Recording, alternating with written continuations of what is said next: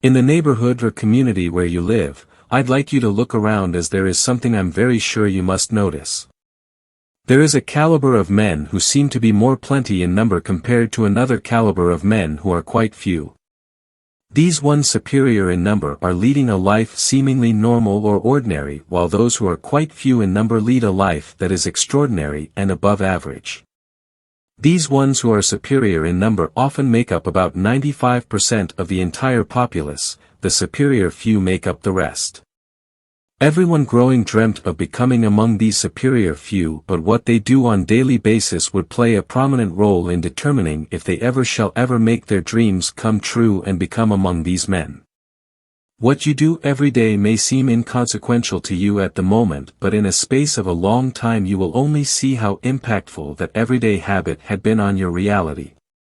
For instance, spending 3 hours on social media every day may seem like nothing to you, but in a week you've spent 21 hours, which is almost a day.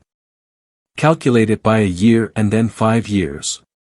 You'll only see how wasteful you've used your time. Here are 5 habits that will keep you sunk among the 95%. 1. Comparing yourself with others. I used to know of a guy, let's call his name James. He was doing well for his level, he had a good business that was fairly growing, a car and a good apartment. At a time he converged with an old friend of his. This friend was into tech and had been in it for quite a long time. He was equally making some good money but drives a more elegant car, lives in a more elegant apartment because of the numerous sum of money he makes from tech as an expert. Seeing all of these started to make James feel like he's behind in life. He was comparing himself with his friend, and this made him feel like he wasn't doing well enough. He started battling with depression. At a time he had to abandon his business for tech, spent months to years trying to become a tech guru but never became rich like his friend. Comparison is the single thief that takes away our joy. It makes you feel less useful, alters your pride and degrades your self-esteem. As soon as you let the doors open for this single emotion, there is usually no end to the damages it can bring. Just like there are different time zones in the world geography, each and every one of us possess our own time to get our brightness. It would be a mistake to judge yourself from the time zones of your friend. It shall keep you forever sad and stagnant. To succeed you require a zeal and motivation with which you must head out and embrace that which you desire to achieve. You can never acquire this zeal when your heart is already cold, secondary to your comparison of yourself with someone else. You do not know what they do to get where you see them. If you get to acknowledge what some actually did to get where you see them, you might be compelled to see how better off you are with your gradual growth. It does not matter when your neighbor arrived at his, what matters is that you are on the right path to yours. As long as you are not on someone else's path and you are putting efforts daily to get your goals come to pass, all it might take is time, but you must surely rise to the top. 2. Trying to be in everyone's good books. Trying to please everyone is another easy way to be sad and unfulfilled in life. In your journey to achievement of your dreams, you shall from time to time meet people whose interests are heavily conflicting with yours. Being scared of offending them shall have you betray your ambitions, and by doing this, you set yourself up for stagnation. Develop the courage to be disliked.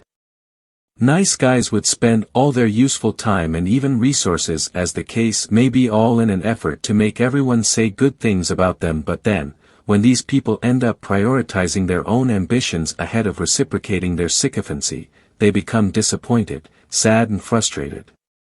You can avoid all of these now by learning how to prioritize yourself and being selfish with your time and ambitions. There are times you may need to stand alone because of your ambitions. You would find it really difficult to survive these perilous times if you can't find peace in being by yourself even when disliked by all. Understand that they will never dislike forever. They may call you unwise because what you do is strange to them, but as soon as you succeed through it, you become a genius before them.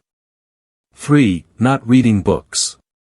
Most, if not all, the world billionaires you know about have confessed to reading numerous books in a year.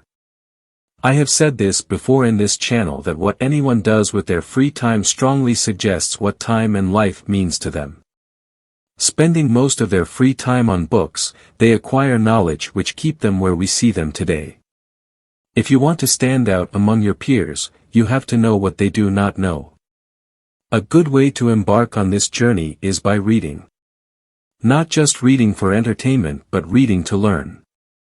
We live in a world where we suddenly found ourselves existing.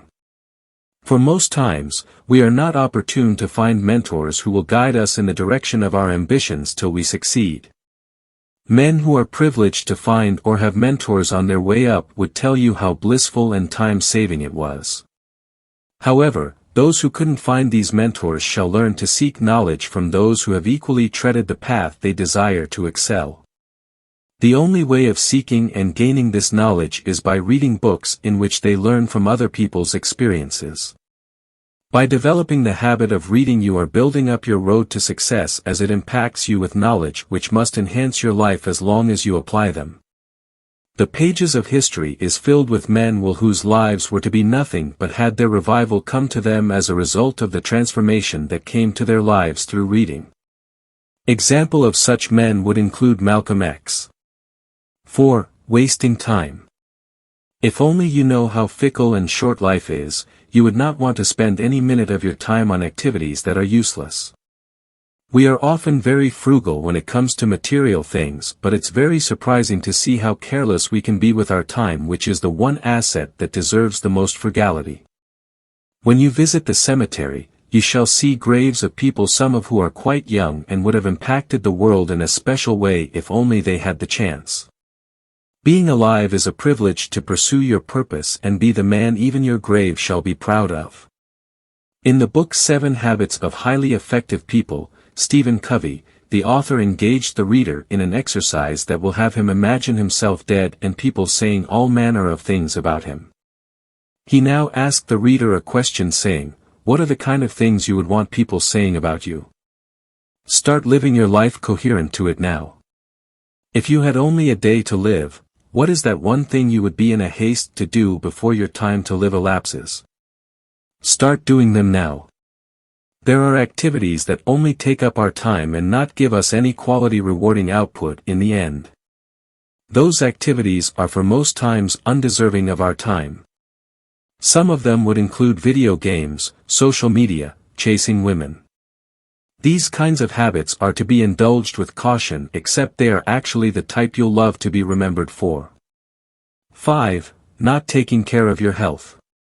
How would you like, after working enormously hard as a youth, in your days of retirement, you are embraced by health conditions that make your life miserable, all as a result of the choices you made today? You made yourself believe they mattered not. Good health is often the most underrated asset.